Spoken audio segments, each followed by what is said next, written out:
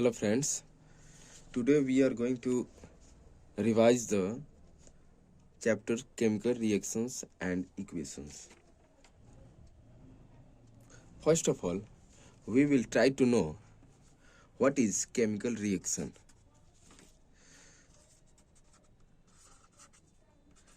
Chemical reaction. It is a process.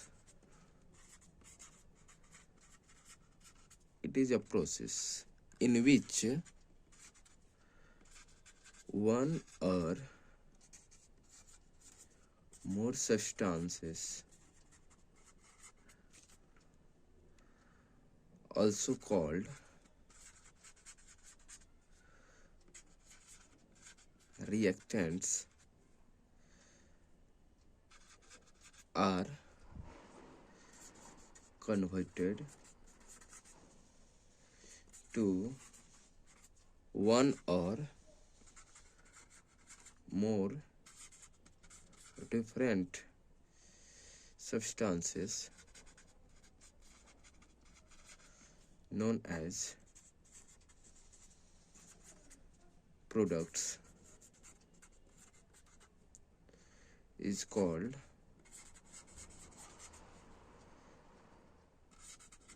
chemical reaction. Chemical reactions. तो हम लोग सबसे पहले ये समझेंगे कि ये केमिकल रिएक्शन क्या क्या होता है। केमिकल रिएक्शन एक प्रोसेस है जिसमें वन और more substance also called reactants, एक या एक से अधिक सब्सटेंस जिनको रिएक्टेंट्स कहा जाता है, आर कन्वर्टेड टू वन और मोर डिफरेंट सब्सटेंस, उनको कन्वर्ट किया जाता है दूसरे सब्सटेंस में जिनको प्रोडक्ट कहा जाता है। इसी को हम केमिकल रिएक्शंस कहते हैं। जैसे एग्जाम्पल के लिए अगर हम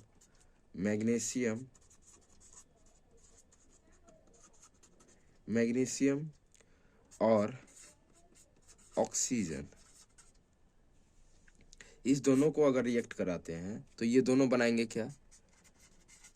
मैग्नीशियम ऑक्साइड बनाएंगे। अगर इन्हीं को हम एक फॉर्म में लिख दें, ये Mg+O2 दैट इज MgO, तो ये हमारा क्या हो गया? एक इक्वेशंस हो गया। ठीक है।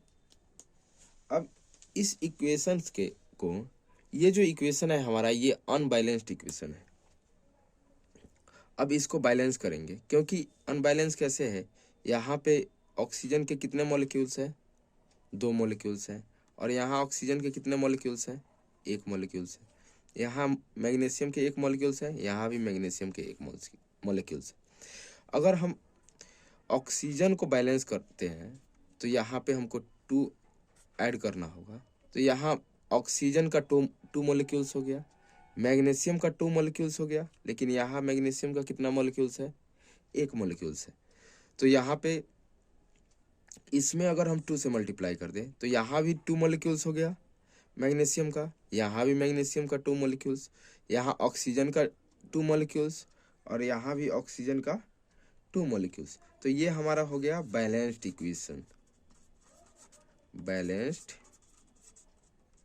इक्वेशन। अब देखिए, ये जब रिएक्शंस होते हैं तो ये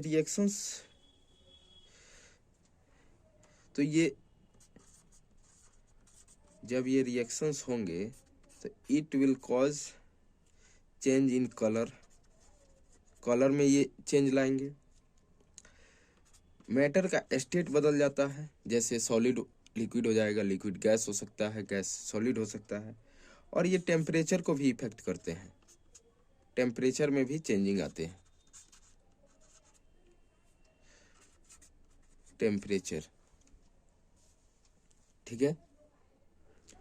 जो हमारा केमिकल रिएक्शंस होता है ये कुछ रूल्स फॉलो करते हैं। जैसे पहला रूल है follow law of conservation of mass. ये कंजर्वेशन ऑफ मास के रूल को फॉलो करेंगे। जैसे मैग्नीशियम प्लस ऑक्सीजन, इस दोनों का जो मास होगा ये मैग्नीशियम ऑक्साइड के मास के इक्वल होगा।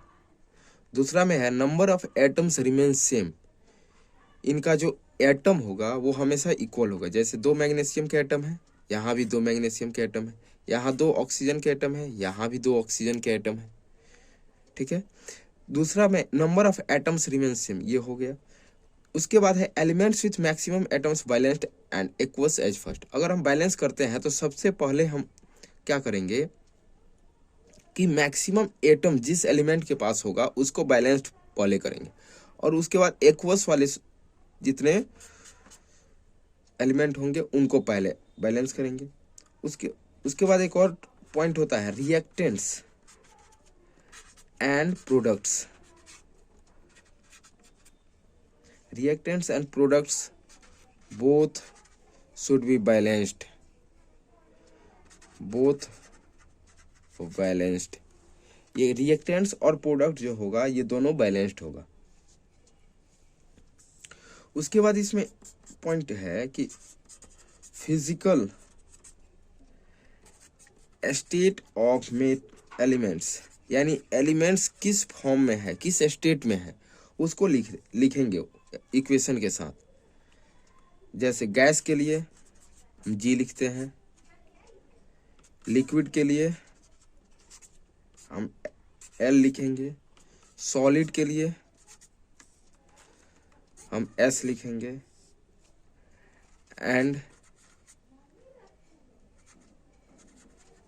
एक्वस के लिए ए क्यू लिखेंगे, ठीक है।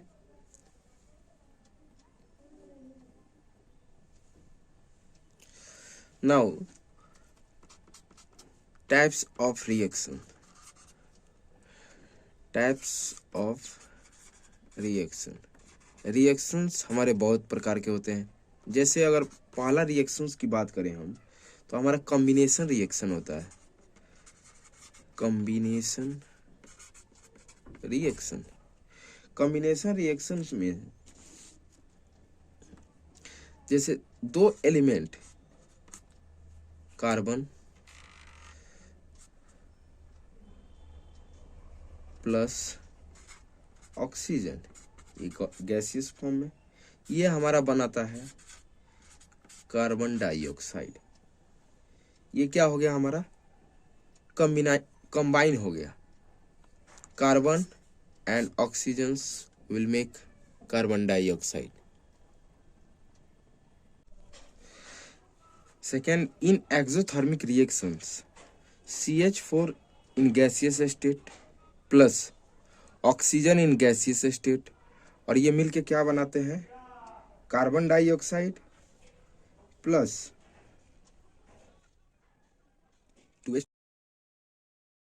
टू लिक्विड में प्लस हीट रिलीज होता है, हीट विल बी रिलीज्ड। और इसका थर्ड होता है एक endothermic reaction, endothermic reaction. In endothermic reactions 2 AgBr solid states, अगर इसको सनलाइट के प्रेजेंस में रिएक्शन करें होगा तो ये फॉर्म करेगा 2Ag solid state plus Br इन गैसेस स्टेट, Br2। तो यहाँ से दो कंक्लूजन निकल के आते हैं कि एक्सोथर्मिक, इन एक्सोथर्मिक रिएक्शन, एक्सोथर्मिक रिएक्शन में क्या होगा, energy will be released, energy will be released. और वहीं एंडोथर्मिक रिएक्शन में क्या होगा, एंडोथर्मिक रिएक्शन में इसमें जैसे यहाँ सनलाइट है तो सनलाइट क्या होगा, लाइट हमको मिला तो एनर्जी एब्जॉर्ब हो गया, एनर्जी एब्जॉर्ब्ड।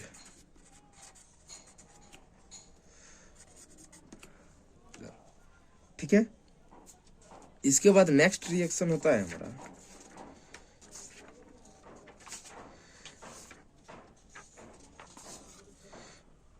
Decomposition reactions. तो फोर्थ नंबर हमारा हो गया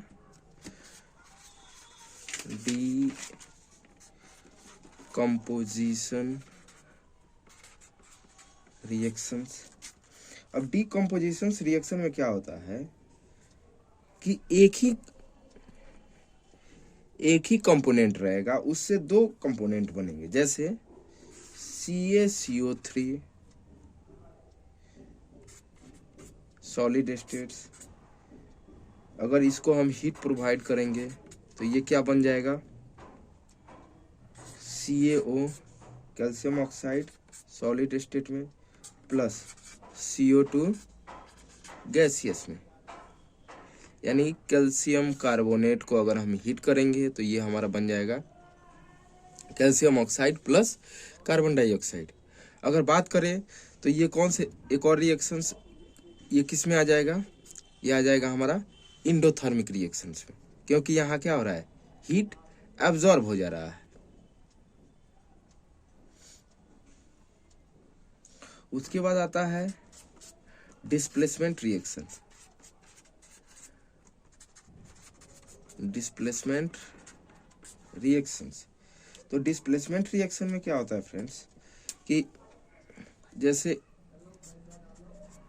Fe solid state plus CuSO4 equals, अगर इसको हम रिएक्शन कराएंगे तो ये बनाएगा FeSO4 equals state plus Cu solid states. इसमें जो भी मोर रिएक्टिव होगा वो लेस रिएक्टिव एलिमेंट्स को डिस्प्लेस कर देगा। जैसे यहाँ Fe प्लस CuSO4, यहाँ Fe ने क्या किया कि कॉपर को डिस्प्लेस कर दिया और ये अपने साथ किसको मिला लिया, SO4 को, और Cu को डिस्प्लेस कर दिया। तो ये हो गया हमारा डिस्प्लेसमेंट रिएक्शंस, यानी एक को हटा के उसका जगह वो खुद ले लेगा। एक और होता है double displacement reaction. Double displacement reaction में क्या होता है, जैसे एक एग्जांपल लेते हैं हम कि Na2SO4 equals plus BaCl2 equals, ये अगर ये रिएक्ट करेगा तो BaSO4 solid plus 2NaCl equals. इसमें क्या होता है कि जो आयंस होते हैं या जो भी एलिमेंट्स होते हैं उनका क्या होता है, एक्सचेंज हो जाता है, डबल डिस्प्लेसमेंट होता है, यानी दो डिस्प्लेसमेंट होता है, इसलिए इसका नाम है डबल डिस्प्लेसमेंट रिएक्शन। जैसे Na2SO4 के साथ है और ये इसमें क्या हो गया, SO4 किसके साथ हो गया, Ba के साथ हो गया, और Cl2 किसके साथ हो गया, Na के साथ हो गया, यानी दोनों एक दूसरे को डिस्प्लेस कर दिया, और ये होता है हमारा डबल डिस्प्लेसमेंट रिएक्शंस। हमारा नेक्स्ट पॉइंट है ऑक्सीडेशंस।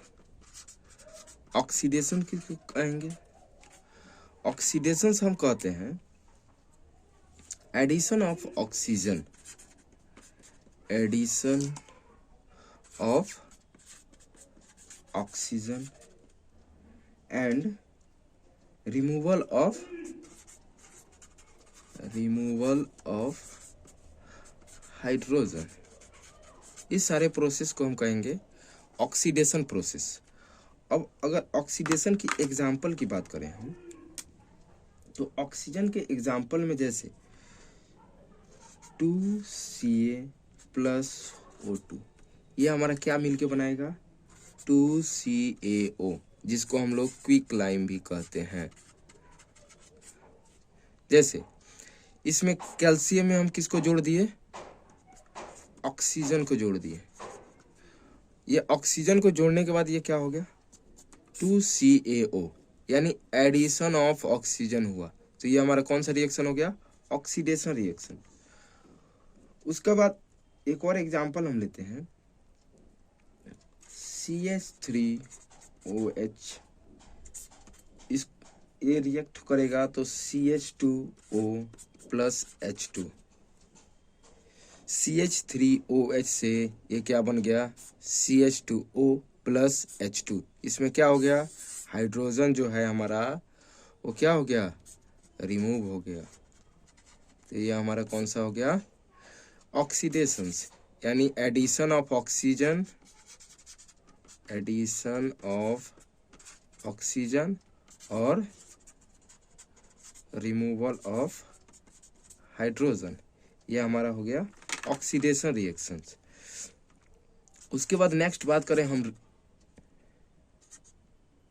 रिडक्शन रिएक्शन की। रिडक्शन क्या होता है, तो रिडक्शन में हम कह सकते हैं कि जस्ट इसका अपोजिट होता है, addition of hydrogen, addition of hydrogen and removal of oxygen. Reduction में क्या होगा, हाइड्रोजन को ऐड किया जाएगा और किसको हटाया जाएगा, ऑक्सीजन को हटाया जाएगा।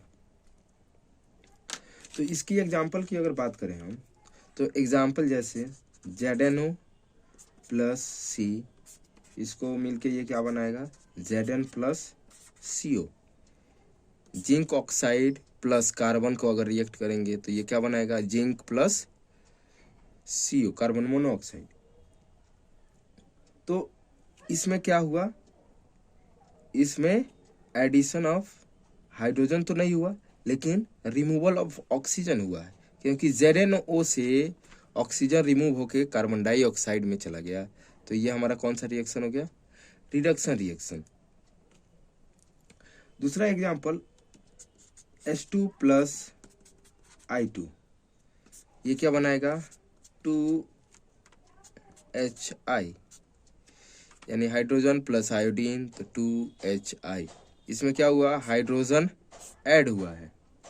एक और एग्जांपल अगर लेते हैं हम, CuO प्लस H2, अगर हम इसको हीट प्रोवाइड करेंगे तो ये क्या बनाएगा, Cu प्लस H2O। यहाँ क्या हो गया, ऑक्सीजन जो है क्या हो गया, रिमूव हो गया। तो ये हमारा क्या हो जाएगा, रिडक्शन रिएक्शन। उसके आगे अगर हम बात करें,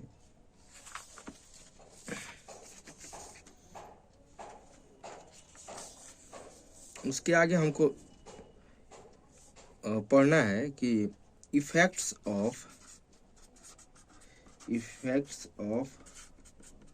oxidation and reduction, effects of oxidation and reduction. तो इफेक्ट में हमारा क्या क्या हो जाएगा, पहला इफेक्ट हो जाएगा रैंसिडिटी, दूसरा इफेक्ट हमारा हो जाएगा कोरोजन। पहला रैंसिडिटी, दूसरा कोरोजन। अब रैंसिडिटी क्या होता है, रैंसिडिटी ये जो होता है, स्लो ऑक्सीडेशन ऑफ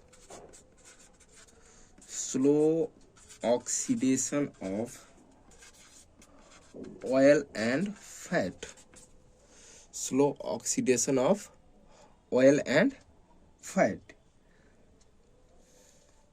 क्रोजन तो आप लोग जानते ही होंगे, इसको हम कह सकते हैं deterioration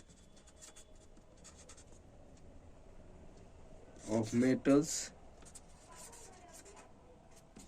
by action of air, moisture,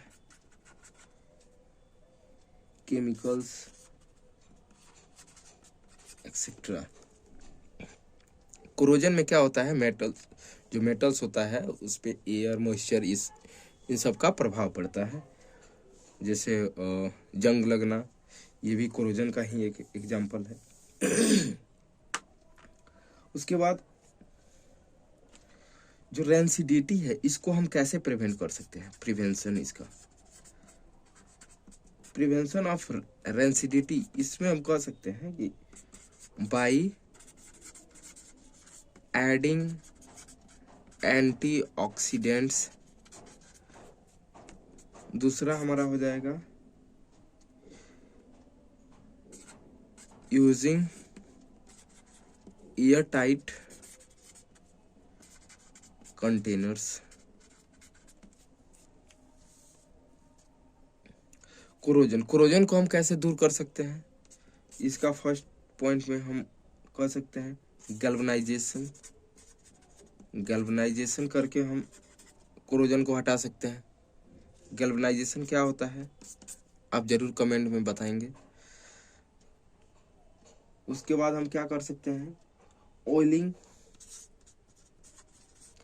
oiling and greasing, grease लगा सकते हैं of machine parts, greasing machine parts. उसके बाद तीसरा पॉइंट हमारा क्या हो सकता है? Painting iron articles,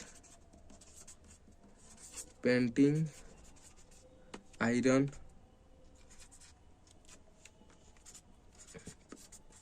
articles. तो इस तरह से कोरोजन को हम लोग दूर कर सकते हैं। ये रहा हमारा chapter chemical reactions and equations. अब नेक्स्ट चैप्टर में हम दूसरे वीडियो में देखेंगे।